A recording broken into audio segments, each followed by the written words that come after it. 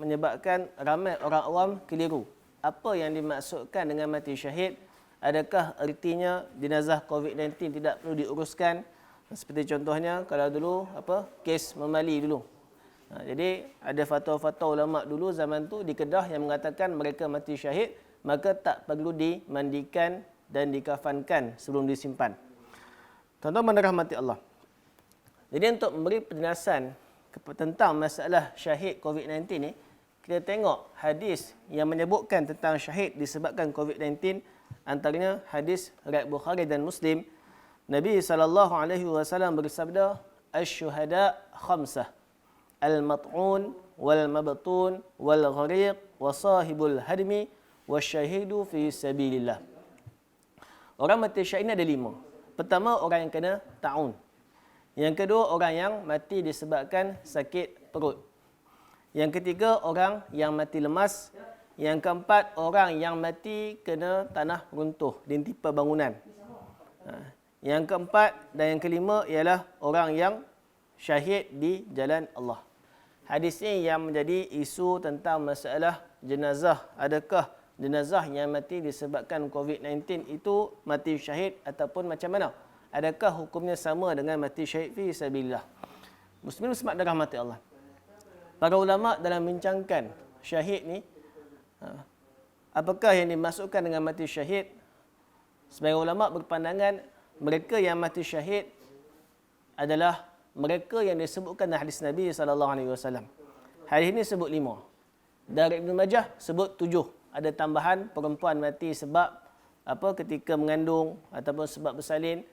Orang yang mati kena bakar. Dalam Ibn Hajar, dalam Fathul Bari, dia menghuraikan, dia kata, banyak lagi turut sampai kepada kami, orang yang mati syahid ini bukan terhad hanya pada 5, 7, sebenarnya ramai lagi, berpuluh-puluh lagi jenis mati syahid yang disebutkan dalam banyak riwayat. Jadi, itu pandangan pertama.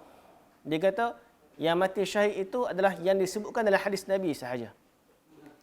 Pandangan kedua pula berpandangan, mereka yang mati syahid adalah yang dimasukkan dalam hadis ialah mereka yang sukar untuk mati.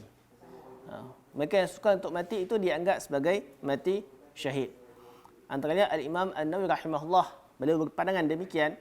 Kenapa mati-mati ini disebut mati syahid? Kerana kematian mereka itu sukar. Seperti mana disebutkan oleh Tirmizi, Nabi SAW menyebutkan hadis yang mafhumnya orang beriman itu matinya sukar, susah, berpeluh. Ataupun mafhum hadis, orang yang beriman itu matinya berpeluh-peluh dahi. Maksudnya orang beriman matinya itu sukar. Kerana apa? Kerana sukarnya kematian menyebabkan Allah Subhanahu Wa Taala menghapuskan dosa dia dan mengangkat darjat si mati. Beza dengan fahaman kita, kita faham orang yang mati senang itu kematian yang baik. Malahan sebagian orang awam berpandangan kalau payah mati dia fikir, pasal apa dia ni payah mati? Mesti ada something wrong dengan dia ni. Nampak macam Tok Guru, nampak macam orang bagus. Tapi rupa-rupanya mesti ada yang tak kena. Sedangkan Nabi SAW sendiri mati dalam keadaan yang sukar. Nabi demam panas bukannya sehari dua, berhari-hari. Sampai Nabi punya panas sakit tak tahan, Nabi tekuk muka Nabi dengan kain. Nak beritahu betapa sakitnya Nabi SAW sebelum dijemput ilahi. Jadi itu pandangan kedua. Syahid tidak terhad kepada hanya yang disebutkan hadis, tapi merangkumi semua kematian yang menyeksakan. Maka salah satu kematian yang menyeksakan itu termasuk juga kematian disebabkan sakit COVID-19. Kalau tengok orang yang kena sakit COVID-19 tu, bila kritikal tu, Allah Akbar. Susah. Nafas tak lepas. Tarik nafas punya panjang pun macam tak bernafas. Seksanya kematian yang mereka hadapi. Sebab tu sebagai ulama berpandangan mereka dianggap mati syahid sama dengan 5 jenis orang mati syahid ni, sakit perut, kena ta'un dan sebagainya. Kerana kesukaran kematian tersebut. Baik, itu masalah syahid. Cuma timbul pula satu soalan lagi. Bagi golongan pertama dia kata bukan syahid lah, sebab tak disebutkan dalam hadis pun mati kena wabak. Dia sebut mati kena ta'un. Sebagai ulama pula kata tak dikira mati syahid kerana kematian ia menyeksakan seperti penyakit sakit-sakit lain yang disebutkan dalam hadis. Balik kepada masalah syahidnya COVID-19. maka adakah maksudnya jenazah tidak perlu dimandikan, dikafankan ke macam mana? Ini perlu kita jelas apa yang dimaksudkan dengan asyhad. Kadang-kadang istilah-istilah yang digunakan oleh Nabi SAW itu difahami oleh para sahabat, tapi bila sampai zaman kita, kita tak faham. Jadi syahid yang dimaksudkan oleh Nabi SAW boleh jadi antara dua. Pertama, syahid dunia akhirat, ataupun yang kedua, syahid akhirat sahaja. Ataupun kalau tengok perbahasan para ulama dalam masalah asy-syahadah, mati syahid itu ada 3. Pertama dipanggil syahid dunia, syahid dunia akhirat. Yang kedua dipanggil syahid dunia. Yang ketiga dipanggil syahid akhirat. Yang pertama, syahid dunia akhirat. Apa yang dimaksudkan dengan syahid dunia akhirat? Iaitu mereka yang mati dalam medan perang untuk menegakkan kalimah Allah. Jadi macam mana nak menegakkan kalimah Allah tu? Iaitu orang yang berjihad litakuna kalimatullahi hiyal ulya. Bagaimana? Contohnya macam kita kata konteks askar-askar di Malaysia. Sebab apa berperang mempertahankan Malaysia? Sebab Malaysia adalah negara yang mengamalkan undang-undang sebanyak undang-undang Islam dalam perlembagaan. Berbanding negara, hatta tengok negara sebelah Indonesia sekalipun, walaupun orang beriman, orang Islam lebih hampir 90%, tapi disebabkan tidak ada undang-undang Islam, maka banyak benda-benda yang boleh dilaksanakan di Malaysia tidak boleh dilaksanakan di sana. Di sana tidak ada badan kerajaan khusus kutip zakat, seperti mana di Malaysia ada Majlis Agama Islam Negeri. Begitu juga tidak ada peruntukan khusus dalam perlembagaan undang-undang Islam berbanding di Malaysia. Jadi kalau dia berperang dengan niat mempertahankan kedamaian ataupun pelaksanaan hukum hakam agama di Malaysia, maka dia dikira sebagai menegakkan kalimah Allah. Orang macam inilah yang dikatakan jenazahnya tidak perlu dimandikan, tidak perlu dikafankan, kerana darahnya itu akan menjadi saksi di atas kematiannya. Yang kedua pula dipanggil syahid dunia. Apa beza syahid dunia dan syahid dunia akhirat? Bezanya hanya pada niat. Erti kata lain, orang yang mati syahid dunia sama macam orang mati syahid dunia akhirat, kematian di medan perang, tapi yang membezakan hanyalah niat. Dia berperang bukan untuk menegakkan kalimah Allah. Itu sahaja beza antara syahid dunia akhirat dan syahid dunia. Dari segi hukum lain, sama ya. Di mana orang syahid dunia akhirat tidak perlu dimandikan, tidak perlu dikafankan, begitulah juga orang yang syahid dunia sahaja. Sebab niat ni hanya Allah yang tahu, kita tak tahu. Ada sebagian sahabat Nabi Habaq, dia perang bukan kerana Tuhan. Bukan kerana menegakkan kalimah Allah. Maka bila dia mati, diuruskan jenazah dia seperti sahabat-sahabat syahid yang lain. Cuma Nabi Habaq, dia bukan mati syahid fi sabilillah. Tidak dimandikan, tidak dikafankan. Yang ketiga, dipanggil syahid akhirat. Bukan syahid dunia. Syahid dunia tadi kita sebut mati di medan perang. Erti kata lain, bila kata syahid akhirat, iaitu kematian selain kematian di medan perang, itu dinamakan sebagai syahid akhirat. Seperti mana kita sebutkan di awal tadi, ulama berbeza pandangan dalam menghuraikan masalah siapakah yang dimasukkan dengan syahid akhirat. Pandangan pertama, mereka terhad kepada kematian yang disebutkan dalam hadis Nabi SAW. Pandangan kedua pula menyebutkan semua kematian yang menyeksakan termasuk dalam kategori syahid akhirat. Jadi, apakah kita dah sebut tadi, pandangan yang kedua, COVID-19 termasuk dalam syahid akhirat. Termasuk dalam syahid akhirat. Maka, apakah hukum hakam berkaitan syahid akhirat? Sebenarnya, orang yang syahid akhirat ni sama saja macam orang mati biasa. Tak ada beza pun dari sudut pengurusan. Perlu dimandikan, perlu dikafankan, perlu disembahyangkan dan disimpan seperti biasa. Tak ada beza pun dengan orang mati biasa. Apa membezakan? Kenapa Nabi SAW menamakan mereka sebagai orang mati syahid? Kenapa?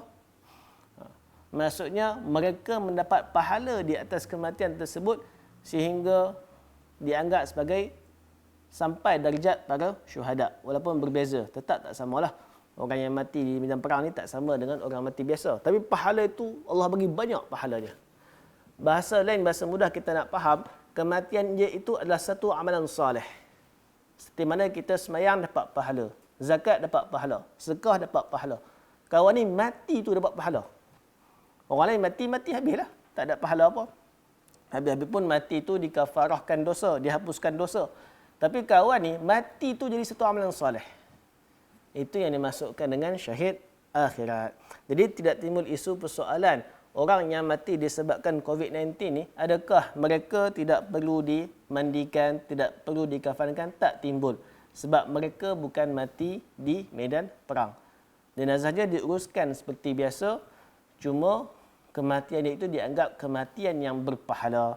Dan tentulah untuk menjadikan kematian kita itu sebagai kematian yang berpahala, sehingga diangkat darjat, sehingga pahala seperti orang mati syahid, mestilah ada syarat-syarat dia. Syarat utama adalah yang pertama sekali as-sabru, yang kedua al-ihtisab. Wajib kena ada dua sifat ni. Dua perangai ni. Pertama as-sabru. Sabar. As-sabru kas-sibri. Arab kata. Sabar tu macam as-sibr, jenis buah yang pahit. Apa itu sabar? Sabar ni kalau kita biasa Melayu ni, sabar itu ada hadnya. Itu sabar. Jadi sabar ni betul lah. Satu aspek diterjemahkan sebagai menahan diri. Satu aspek lagi. Sabar juga bermaksud al-ihtisab. Apa itu ihtisab? Hadis yang kita biasa dengar ni dekat Ramadan ni. Kalau tidak biasa Ramadan kita dengarlah hadis ni. Tahun ni lagi wallahu alam dapat dengar tak hadis tu di masjid-masjid. Dekat YouTube mungkin kita dengar. Di Suara Sunnah channel contohnya mungkin kita dengar. Iaitu hadis yang diulang setiap tahun. Kalau sepatutnya kalau muda-muda ni boleh ingatlah hadis ni. Iaitu man shoma Ramadan imanan wahtisaban. Ataupun hadis yang lain man qama Ramadan imanan wahtisaban. Ghufira lahu ma taqaddama min dhanbih. Siapa yang menghidupkan ataupun yang berpuasa bulan Ramadan dalam keadaan penuh keimanan dan ihtisab, diampunkan dosa-dosa yang telah lalu. Apa itu ihtisab? Kalau saya kecil-kecil dulu kat TV naik iklan apa? Ilmu hisab. Lodi tak dengar dah ilmu hisab kat TV. Ke saya tak tengok TV, wallahu alam. Duk tengok Suara Sunnah, tak tengok TV dah. Jadi tengok saya ada senaman apa semua lagi Suara Sunnah channel ni. Jadi cepat-cepatlah subscribe Suara Sunnah channel. Senaman pun ada tadi. Baik. Jadi bila sebut hisab, ilmu hisab dipanggil ilmu matematik, ilmu kira-kira. Kita kira, kita hitung. Itulah dimasukkan dengan al-hisab. Maka bila kata siapa yang berpuasa Ramadan dengan penuh keimanan dan kira-kira, berkira. Maksudnya berkira itu adalah berkira dengan Tuhan. Berkira dengan Tuhan tak apa. Kalau kita berkira dengan orang marah. Oi, dulu aku belanja hang belanja aku pula mana cik aku belanja. Tapi dengan Tuhan kita berkira dengan Tuhan itu Allah suka. Iaitu ya Allah aku penat-penat ni, sakit ni, bagilah aku pahala ya Allah, Allah suka. Ya Allah aku penat puasa ni, bagilah aku pahala ya Allah, Allah suka. Ya Allah aku sakit ni, ya Allah bagilah aku pahala ya Allah, Allah suka. Itu dimaksud dengan ihtisab. Jadi syarat untuk seorang itu mendapat darjat syahid akhirat, pertama sekali mesti sabar. Dan sabar itu bukan hanya menahan diri, sebaliknya mengajar diri dengan ihtisab, iaitu mengharapkan pahala daripada Allah Subhanahu wa taala. Baik, itu yang dimaksudkan dengan COVID-19 mati syahid, iaitu mati yang berpahala. Banyak mana pahala dapat? Wallahu alam, berdasarkan kadar sabar dan kadar ihtisab yang dia didik ataupun yang dia capai dalam hati dia. Muslim-muslimat dirahmati Allah, maka dengan itu selesailah persoalan orang-orang yang mempersoalkan adakah orang yang mati COVID-19 ni perlu dimandikan ataupun tidak perlu dimandikan. Jawapannya dari sudut hukum asal mereka perlu dimandikan dan dikafankan, disolatkan seperti biasa. Muslim-muslimat dirahmati Allah. Sekarang ni kita lihat pula dari aspek pengurusan jenazah COVID-19. Sebenarnya secara dasarnya pengurusan ni pihak hospital lebih tahulah sejauh mana langkah pencegahan, nak guna apa, klorok ke apa. Ada nama istilah dia, saya tak ingat. Paling mudah apa, nama klorok lah. Jadi secara umumnya, hospital lebih tahu cara pengurusan jenazah pesakit COVID-19. Apa yang terbaik. Cumanya kita boleh sebut, secara umumnya, hukum memandikan jenazah adalah wajib. Jika terhalang, maka bolehlah berpindah kepada tayammum. Jadi macam mana dikatakan sebagai bertayamum? Bagaimana menguruskan jenazah COVID-19 yang dikatakan jika ada direct contact dengan tubuh pesakit boleh menyebabkan orang yang bersentuhan itu dijangkiti COVID-19. Wallahualam. Maka jika sekiranya memang mudarat untuk memandikan jenazah COVID-19 itu memang kita kata risiko tinggi, seperti mana yang disebutkan oleh warga KKM, maka boleh beralih kepada tayamum. Saya tak ingat fatwa negeri mana dikeluarkan fatwa jenazah COVID-19 ditayamumkan dengan di atas lapisan plastik. Kira jenazah tu masuk plastik tak buka lah. Tayamum di atas plastik sahaja. Wallahualam. Bagaimanapun, jenazah yang mati disebabkan COVID-19 mesti dimandikan atau ditayamumkan. Sekarang ni kita dah tahu, doktor kata memang tak boleh mandikan macam biasa. Maka tinggal option pilihan yang kedua untuk ditayamumkan. Ataupun kalau bolehlah dia mandikan jenazah, lepas tu buang semua suit dia, pakaian dia tu wallahualam. Katanya suit tu mahal juga. Cumanya dari aspek kita kata mudarat yang boleh datang disebabkan mandikan jenazah COVID-19, maka dia boleh beralih kepada tayamum. Jadi bagaimana nak tayamumkan pesakit COVID-19? Adakah wajib bersentuhan dengan jenazah ataupun boleh dilakukan di atas plastik bungkusan jenazah tersebut? Ini pun sebenarnya terpulang kepada kadar mudarat. Jika seandainya memang boleh bersentuhan dengan pesakit menggunakan sarung tangan, maka lebih baik ditayamumkan dengan sentuhan sarung tangan. Kira tangan tu bersarung, tayamumkan dan juga boleh terus simpan. Boleh disembayangkan dan disimpan. Kalau perlis ni, kalau tak silap saya kat perlis, dia buat mandikan juga dengan suit komplit. Dan suit tersebut lepas habis mandikan, kira buang habis lah. Dia sama macam mandikan jenazah penyakit apa, Ebola dan sebagainya. Iaitu habis mandi, pakaian itu dibuang. Tapi kita sebut tadi, ada pihak yang kedua, sebab yang mudarat dia. Ternyata di hospital pun, walaupun doktor pakai komplit suit, tetap kena jangkitan. Maka sebenarnya mereka ada pilihan kedua, iaitu boleh ditayamumkan. Cuma kadar tayamum tu macam mana? Kalau memang doktor kata tidak ada risiko, kita tayamumkan jenazah dengan sarung tangan, kemudian sarung tangan kita buang, maka boleh terus bersentuhan dengan pesakit. Jika doktor kata ada risiko juga, risiko tu tinggi, boleh sampai tak 50%, maka ketika itu memadailah dengan ditayamumkan jenazah di dalam plastik tersebut. Itu masalah tayamum. Timbul pula soalan, bagaimana dengan anggota badan yang terputus daripada pesakit COVID-19? Bagaimana cara menguruskannya?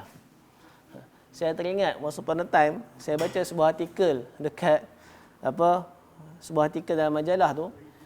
Di Singapura ni ada pusat pengurusan ex-lelaki. Maksudnya mereka ni lelaki, kemudian mereka telah pun menukar jantina mereka pada perempuan. Jadi lambang kelelakian mereka itu dimandikan, dikafankan dan disimpan elok-elok. Saya tak tahulah bidah apa dia pakai dan sekarang ni masih wujud ke tidak, tapi benda tu berlaku.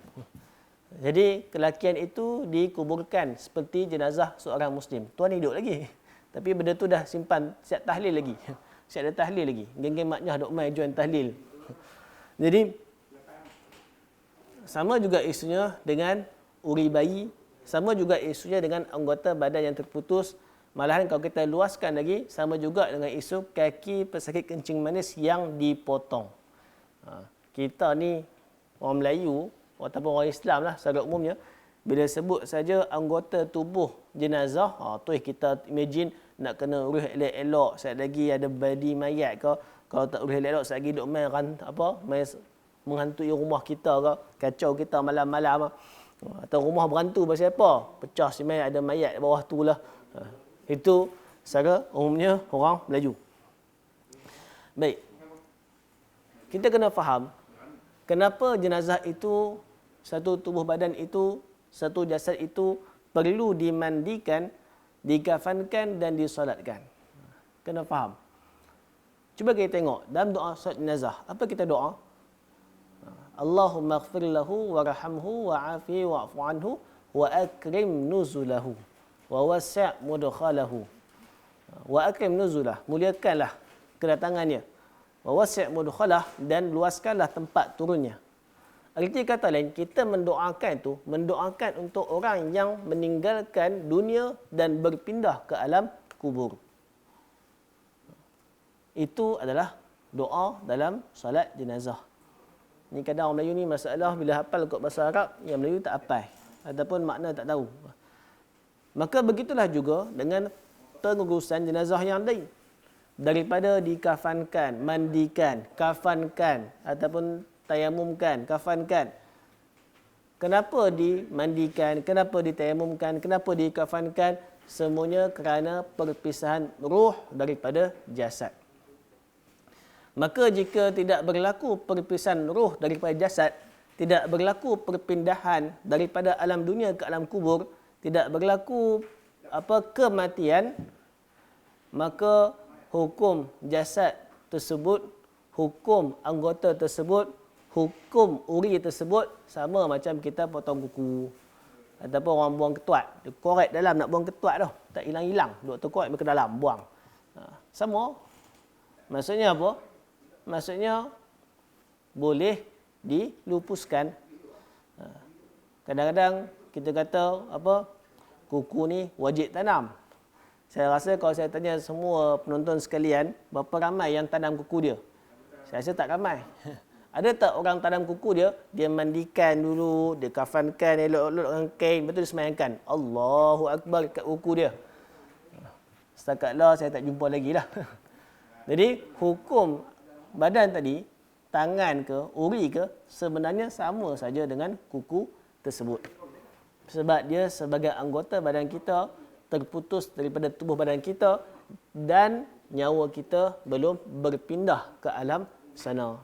Masih boleh makan, masih boleh minum, masih boleh hidup atas dunia. Begitulah juga dengan anggota tubuh badan pesakit COVID-19. Secara umumnya, kalau nak dilupuskan, nak bakar pun boleh. Cuma tak nafikan, sebagian ulama kata afdal ditanam. Sebab anak Adam ni berasal daripada tanah, kemudian maka elok dikembalikan ke tanah. Nak tanam kat mana? Ada orang ni dia potong kaki sebab kecil manis. Dia tanya, Ustaz, saya nak ambil satu tapak kubur boleh tak? Pasal apa? Nak buat apa? Saya nak tanam kaki saya. Saya cup siap tak apa kubur ni. Saya cup siap, sekali bila saya mati tanam kubur ni senang. Sekaligus.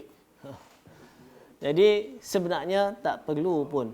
Kaki tersebut boleh saja tanam di depan rumah.